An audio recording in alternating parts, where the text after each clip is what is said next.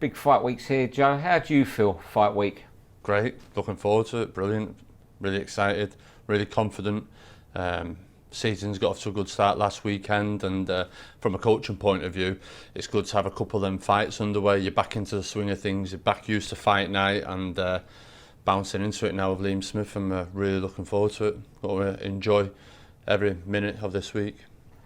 We come to the gym with you and filmed you this morning when you let us in there, and we noticed you have your notebook with all notes in it. What was it you were doing there this morning when we saw you?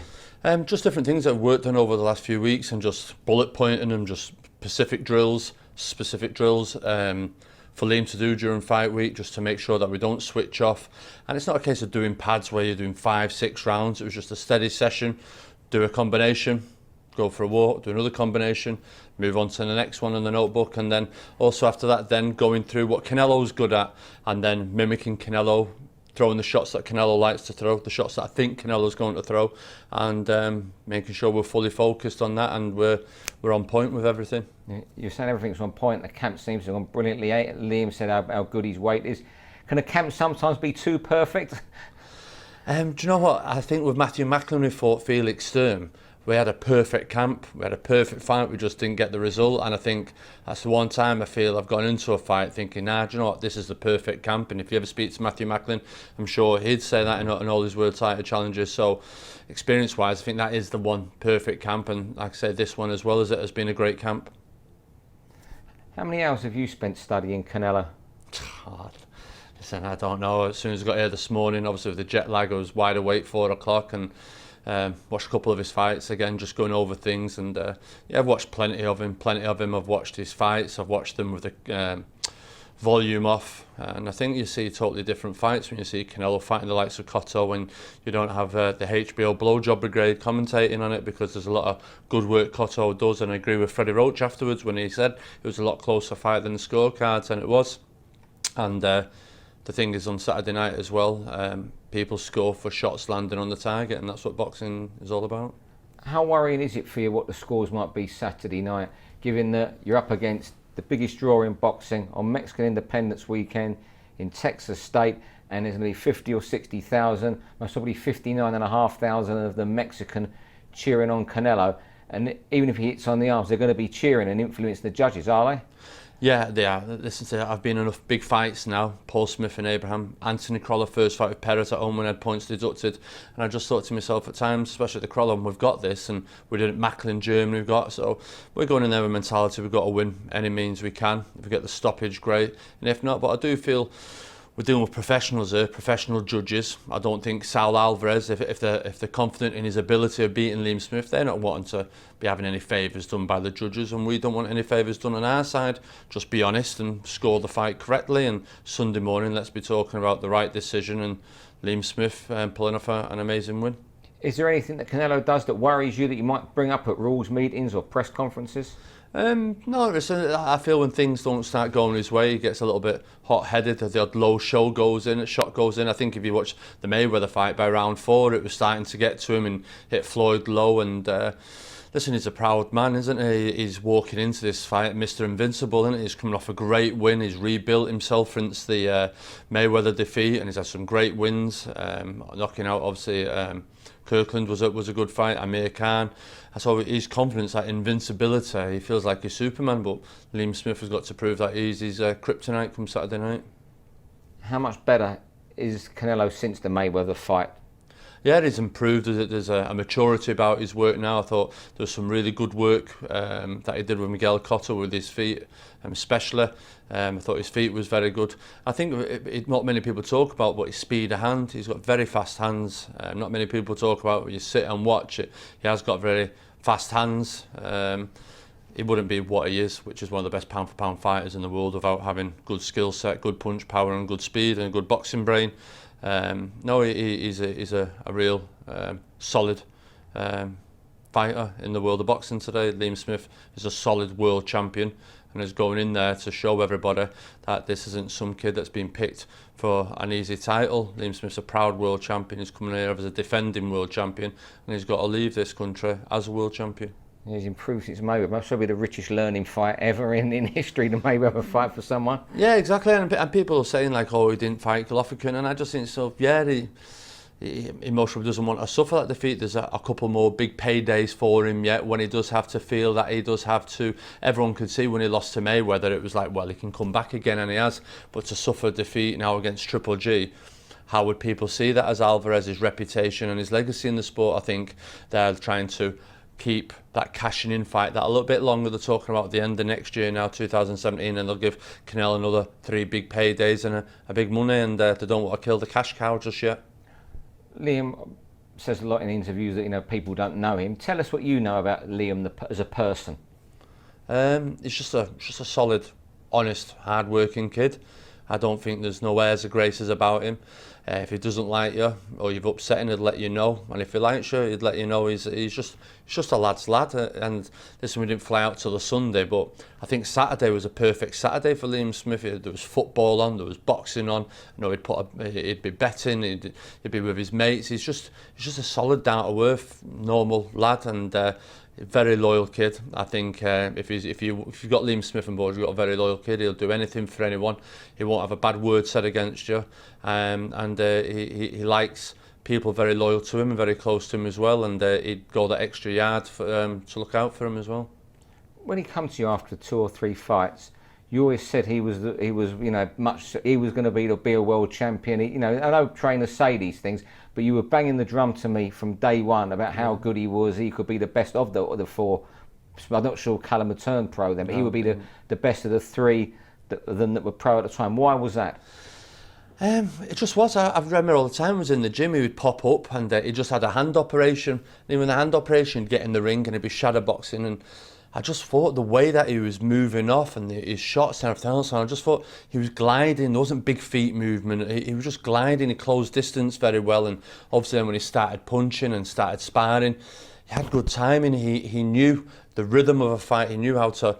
It was like very much jumping into the outside lane. He knew at what speed to go into that lane, and same as sparring, he knew how to put the pace down in a spar, when to pull the pace off. He's got very good timing, Liam Smith, and there was just something else. And then not only that though, it's his boxing brain, and I listened to come in, he'd be talking about fights over the weekends and certain opponents and stuff like that, and I just thought, nah, you're reading the fight well, you're reading it how I read it, and I think very much how I see things, he sees things, and as a coach, that's great when it comes to fight night. I don't think there needs to be big lectures.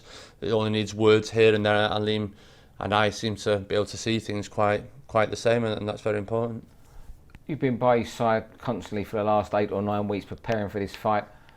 What have you seen that's made him step up a level for this occasion? I think, like anything, when you get that big challenge, Ricky Hatton always said about Costa Tszyu, you get that fear factor, and I think Liam Smith's got this fear factor in this. He's come into the gym, he's applied himself impeccably, he's trained, he's done everything that I've asked him to do, he's done all the swimming, all the running. I think the extra pad work we've done, the situations we've done, the set pieces we've done, he's come on an awful lot. I think his hand speed's come on, and I just think you wouldn't expect anything different from that going into a kid for a big fight. One thing I do feel with Liam Smith, I've got the right kid going doing the right job, who's well equipped to do that job. We're not like a car mechanic going in there with a box of tools to do a car engine, and we've forgot a spanner or we've forgot this, the wrong ratchet, the wrong piece. Liam Smith's well equipped and got the right tools to do this job with Canelo Alvarez, and that's what gives me huge confidence going this. He's got the right temperament, he's not got to be phased, and I've got the right kid for the job here. When you train him, when he comes in every day, have you seen the fear there? I'm not seeing the fear. I just think as Liam comes in this time, I think he's trained more with a smile in his face than he's ever done.